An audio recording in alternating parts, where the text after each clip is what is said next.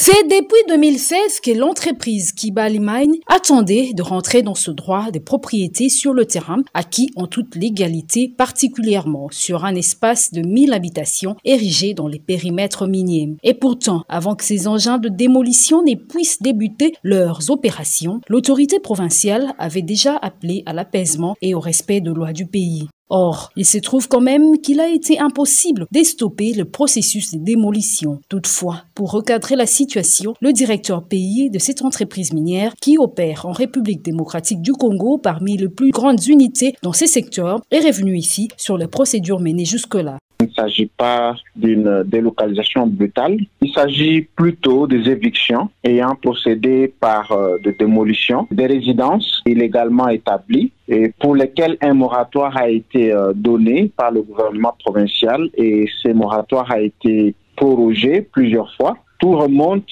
au fait que nous avons une zone d'exclusion, la zone B, établie depuis mai 2021. Et vous le savez bien avec le code minier, l'article 282, qui confère à un exploitant minier le droit de demander l'établissement justement d'une zone d'interdiction pour ses travaux miniers. Kibali l'a fait en 2009 et nous l'avons obtenu, nous l'avons confirmé en 2010. Et c'est ainsi que vous avez toujours entendu parler de la réinstallation des coquillards. C'était justement pour déplacer les personnes qui étaient dans notre zone d'interdiction ou zone d'exclusion et les amener dans ces sites d'accueil. Nous l'avons fait pour la zone A et la zone B et il s'en est suivi qu'après cette réinstallation, à partir de 2015, des gens ont commencé à construire des maisons et pourtant nous avions borné cette zone et nous avions même construit des arbres. Nous sommes passés de moins de 50 000 habitants dans cette zone à plus de 500 000 habitants. Vous n'allez pas me dire que toutes ces personnes sont les autochtones. Les autochtones ont été déplacés entre 2010 et 2014. Nous avons vu le gouvernement provincial agir en responsable. Ils ont préparé un site d'accueil alternatif pour permettre à ces personnes qui allaient être déplacées, puisque ce sont des citoyens congolais, bien que n'étant pas autochtones, on devait leur doter un site. Le gouvernement provincial l'a fait. Nous avons nous-mêmes personnellement visité ce site lorsque nous étions à Durba il y a quelques semaines.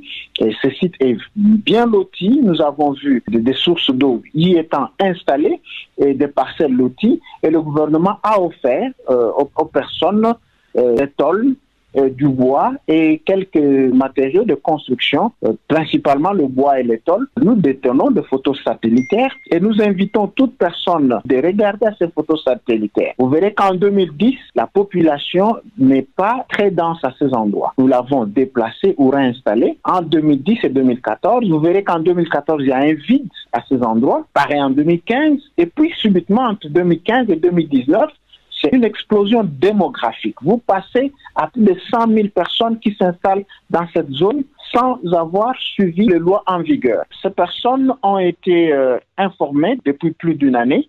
Ensuite, un arrêté provincial est mis depuis le début de l'année. Je n'ai pas la date, ça devait être au mois de mars.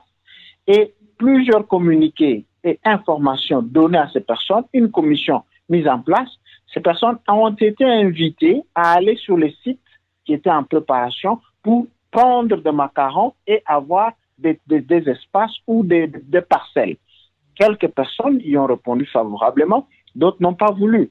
C'est depuis le mois de mars que le gouvernement provincial prépare ce site.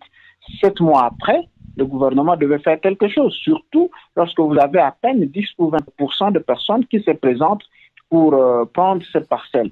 Le problème ou la situation, le fait, c'est que personne n'avait cru que ces évictions auraient lieu.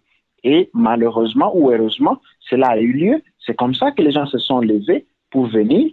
Et c'est ainsi que le gouvernement provincial leur a donné justement le matériel qui leur était destiné.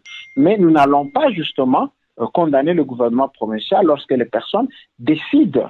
Ça a été le choix de ces personnes de ne pas aller prendre ce matériel. Nous n'allons pas le forcer. Encore moins Kibali qui n'a pas la force de coercition. Mais le gouvernement provincial a pris toutes les précautions. La solution pour baisser la tension, c'est que tout le monde doit apprendre à respecter les lois. Et si tout le monde s'en tient à respecter justement les lois, je crois que nous vivons d'une manière apaisée et cela sera pour le bonheur de tous.